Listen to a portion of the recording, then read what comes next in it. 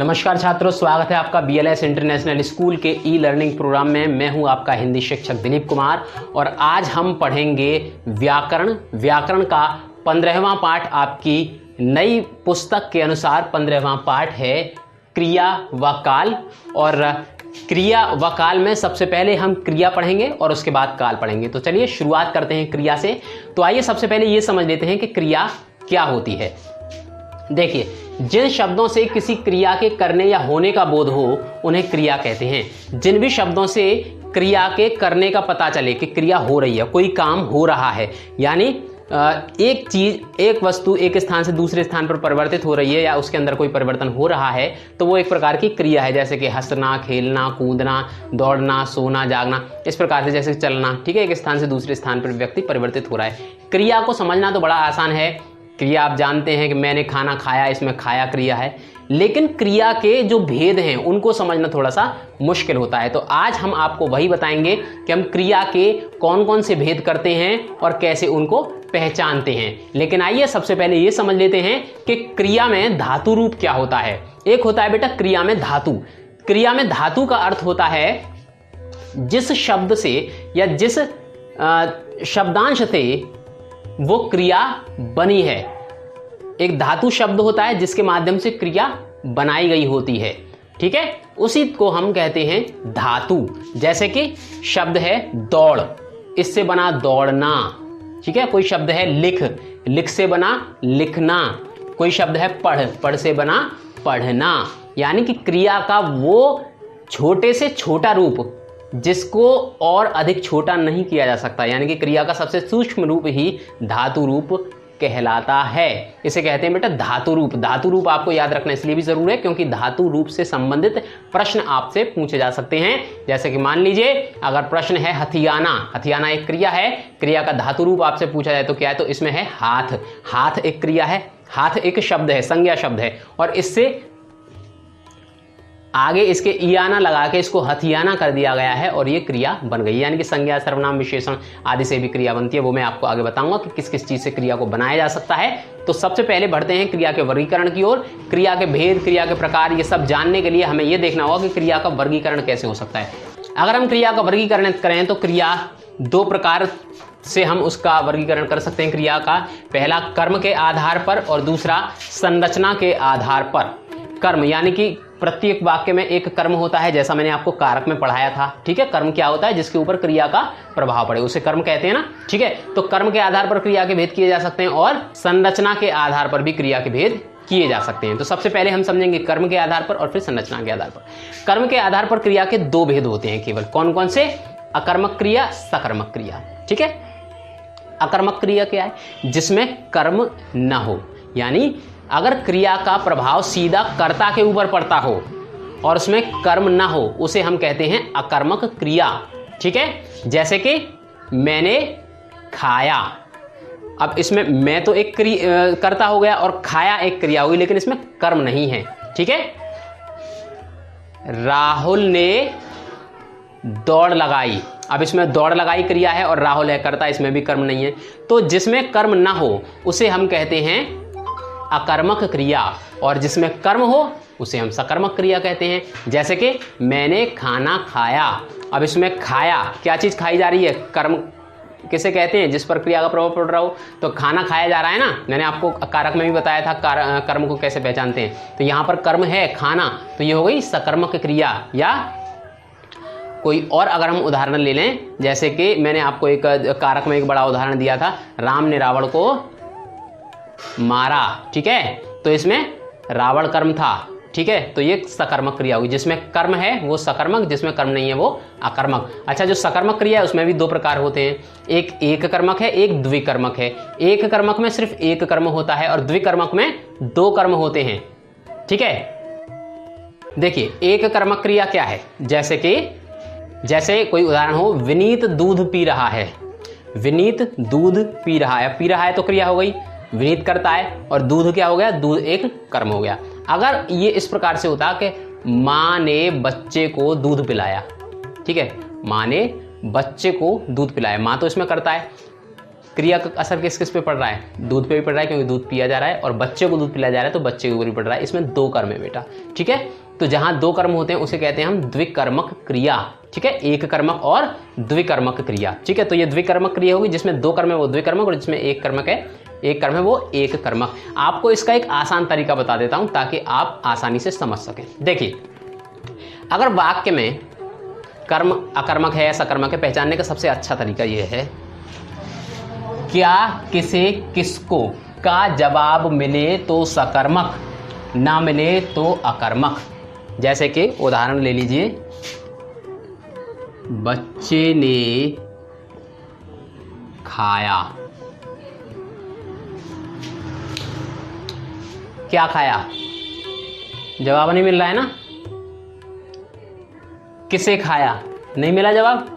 किसको खाया? नहीं मिला जवाब, ठीक है। तो ये बेटा अकर्मक है, जिसमें जवाब नहीं मिल रहा वो अकर्मक है। और अगर ये होता बच्चे ने खाना खाया, ठीक है। अब इस पे यही वाला क्वेश्चन अप्लाई करिए, बच्चे ने खाना खाया। क्या खाया? खाना। आ गया ना कर्म निकल के। तो क्या, किसे और किसको, ये वाला क्वेश्चन आप सेंटेंस से करिए। अगर उचित उत्तर मिले तो वो सकर्मक है, अगर उचित उत्तर न मिले तो वो क्या है? वो है अकर्मक, ठीक है। ये आपको मैंने आसान तरीका बताया। आगे बढ़ते हैं, ठीक है। सकर्मक और अकर्मक के बाद अब हम आगे बढ़ते हैं। ये तो क्रिया के कर्म के आधार पर 2 भेद थे, सकर्मक और अकर्मक क्रिया। अब हम बढ़ते हैं क्रिया के जो संरचना के आधार पर भेद हैं उस तरफ, ठीक है। संरचना के आधार पर क्रिया के बेटा 5 भेद होते हैं। कौन कौन से हैं? सामान्य क्रिया, संयुक्त क्रिया, नाम धातु क्रिया, प्रेरणार्थक क्रिया और पूर्वकालिक क्रिया, ठीक है। सामान्य क्रिया क्या है? सामान्य क्रिया उसे कहते हैं जिसमें सिर्फ एक कर्म, एक ही क्रिया हो। जैसे कि उदाहरण के लिए, अब इसमें केवल एक ही क्रिया है, खाया, तो ये क्या हो गया? ये सामान्य क्रिया का उदाहरण है। जहां भी सिर्फ एक क्रिया होगी वो सामान्य क्रिया का उदाहरण है, ठीक है। और संयुक्त क्रिया में क्या होता है?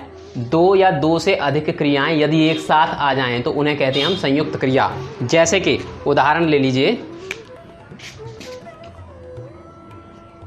राहुल चला गया। अब इसमें क्रिया, चला भी क्रिया है और गया भी क्रिया है, ठीक है। मम्मी आ गई। अब इसमें आ भी क्रिया है और गई भी क्रिया है, ठीक है। तो जहां पर एक से अधिक, 2 या 2 से ज्यादा क्रियाएं एक साथ आ जाएं उन्हें हम कहते हैं संयुक्त क्रिया। अच्छा, संयुक्त क्रिया में एक बात और होती है, जैसे 2-2 क्रिया आ रही है ना, तो एक बात समझ लीजिए, जो पहली वाली क्रिया होगी ना उसको हम कहते हैं मुख्य क्रिया, ठीक है। ये तो हो गई बेटा मुख्य क्रिया जो पहली वाली है, ठीक है। और जो दूसरी वाली होती है ना उसको हम कहते हैं रंजक क्रिया, ठीक है। ध्यान रखना, रंजक क्रिया और मुख्य क्रिया, इसमें 2 क्रियाएं आती हैं संयुक्त क्रिया में। अगर संयुक्त क्रिया है तो जो मुख्य क्रिया हो वो पहले आ जाती है और रंजक क्रिया बाद में आती है, ठीक। कौन कौन सी? मुख्य क्रिया और रंजक क्रिया। पहले मुख्य क्रिया आएगी, बाद में रंजक क्रिया आएगी, ठीक है। ध्यान रखिएगा। आगे बढ़ते हैं। अगला है बेटा तीसरा, नाम धातु क्रिया। देखिए, मैंने आपको बताया था कि हमें क्रिया का धातु किसे कहते हैं ये पता होना चाहिए। देखिए, अब आपको जरूरत पड़ेगी नाम धातु की। नाम धातु क्रिया किसे कहते हैं? जो क्रिया संज्ञा, सर्वनाम, विशेषण व अनुकरणवाची शब्दों से बने उन्हें कहते हैं नाम धातु क्रिया। यानी कि अगर कोई क्रिया का शब्द लिखा हुआ है और अगर हम उसका धातु रूप ढूंढें, और धातु रूप अगर संज्ञा है, सर्वनाम है, विशेषण है या फिर अनुकरणवाची शब्द है तो उसको हम नाम धातु क्रिया कह देंगे। अगर उसका धातु रूप क्रिया है तो फिर वो नाम धातु क्रिया नहीं होगी। जैसे कि मैं आपको 2 उदाहरण देता हूं यहाँ पे। पहला उदाहरण है शर्माना और दूसरा उदाहरण है पढ़ना, ठीक है। अब यहाँ आपके सामने 2 क्रियाएं लिखी हुई हैं, शर्माना भी एक क्रिया है और पढ़ना भी एक क्रिया है। अगर हम इनके धातु रूप निकालें तो धातु रूप में शर्माना बना है शर्म शब्द से और बना शब्द से, ठीक है। अब यहाँ पे देखिए, पढ़, ये तो एक क्रिया है और शर्म ये क्रिया नहीं है बेटा, ये है भाववाचक संज्ञा। ठीक है, संज्ञा है ना, ये भाववाचक संज्ञा। तो ये वाली जो क्रिया है शर्माना, ये एक संज्ञा से बनी है। जब ये संज्ञा से बनी है तो ये क्या हो गई, ये हो गई बेटा नाम धातु क्रिया।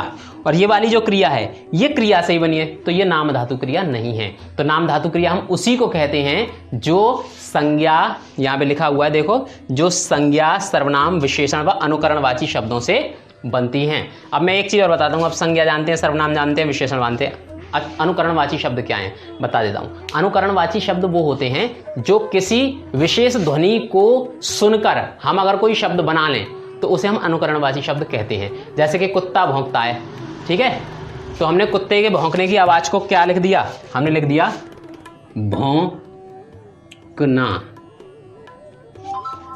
कुत्ते की आवाज को हमने लिख दिया भौंकना, तो ये क्या हो गया, ये अनुकरण है, यानी कि हमने उसको सुना और लिख दिया। ठीक है, या फिर घोड़े का है हिन हिनाना, हमने हिन हिनाना क्योंकि वो हिन हिन हिन ऐसा करता है तो हमने उसका शब्द बना दिया हिन हिनाना। ठीक है, कुत्ता भौं भौं करता है तो हमने उसका बना दिया भौंकना। तो ऐसे शब्द जो कि किसी ध्वनि को सुनकर बना दिए गए हों उन्हें हम अनुकरणवाची शब्द कहते हैं। जैसे कि शेर है, ठीक है, शेर को हम कहते हैं, शेर कैसे बोलता है, हम कहते हैं शेर दहाड़ता है। ठीक है, तो वो दहाड़ना ये अनुकरणवाची शब्द है। तो जो किसी विशेष ध्वनि या किसी जानवर की आवाज की प्रेरणा से अगर कोई शब्द बनाया है तो उसको हम अनुकरणवाची शब्द कहते हैं। ठीक है, ध्यान रखना। अब जैसे कि इसका भी मैं आपको उदाहरण दे देता हूं, अनुकरणवाची शब्द से क्रियाएं कैसे बनती हैं। जैसे कि घोड़े का शब्द मैं उदाहरण दे रहा हूं आपको। घोड़ा बोलता है हिन हिन, ठीक है, और हमने इसका बना दिया हिन हिनाना, हिन हिनाना। ये हिन हिनाना एक क्रिया है, घोड़े का हिन हिनाना, घोड़ा हिन हिना रहा है। ठीक है, ये एक क्रिया है। ठीक है, हिन हिनाना, और ये क्रिया काय से बनी है, हिन हिन, इससे बनी है। तो ये अनुकरणवाची शब्दों से बनी है, तो ये जो है नाम धातु क्रिया कहलाएगी। अगर कोई शब्द आ जाए आपके सामने कि कुत्ता भौंक रहा है, भौंक ये कौन सी क्रिया है, तो आप क्या अंदाजा लगाएंगे, जब भौं भौं शब्द से बना है तो ये अनुकरणवाची शब्द से बना है, इसलिए ये है नाम धातु क्रिया। ठीक है, आगे बढ़ते हैं और अगली हमारी क्रिया है प्रेरणार्थक क्रिया। प्रेरणार्थक क्रिया क्या होती है, जब कर्ता कार्य स्वयं न करके किसी से करवाता है या किसी को कार्य करने की प्रेरणा देता है तो उसे हम कहते हैं प्रेरणार्थक क्रिया। जैसे कोई सेंटेंस है, मम्मी ने धोबी से कपड़े धुलवाए, कपड़े धुलवाए। अब ये सेंटेंस है, मम्मी ने धोबी से कपड़े धुलवाए। ठीक है, तो ये क्या है, मम्मी तो करता है ना इसमें, लेकिन कार्य स्वयं मतलब करता स्वयं नहीं कर रहा है बल्कि किसी को करने की प्रेरणा दे रहा है। धोबी से करवाया है ना काम, कपड़े धुलवाने का काम किससे, धोबी से। तो ये प्रेरणार्थक क्रिया हुई, मम्मी ने कार्य स्वयं नहीं किया है बल्कि किसी से करवाया है। ठीक है, जैसे कि राम बाबू ने डाकिये से पत्र पढ़वाया, तो ये प्रेरणार्थक क्रिया हुई, किसी और से करवाई जा रही है। तो जब कोई क्रिया स्वयं न करके किसी दूसरे से करवाई जाती है, करने की प्रेरणा दी जाती है, उसे प्रेरणार्थक क्रिया कहते हैं। प्रेरणार्थक क्रिया भी वैसे बेटा मुख्य रूप से दो तरह की होती हैं। वो कौन कौन सी हैं प्रेरणार्थक क्रिया, पहली है प्रथम प्रेरणार्थक, दूसरी है द्वितीय प्रेरणार्थक क्रिया। ठीक है, अच्छा मैं एक बात आपको बता दूं, जैसे मैंने आपको बताया अभी नाम धातु क्रिया के कई उदाहरण आपकी बुक में दे रखे हैं। आप अपनी बुक में से नाम धातु क्रिया के सारे उदाहरण एक बार पढ़ लीजिएगा, संज्ञा से, सर्वनाम से, विशेषण से और अनुकरणवाची शब्दों से कौन कौन से उदाहरण बन रहे हैं। ठीक है, ये एग्जाम में आ सकते हैं।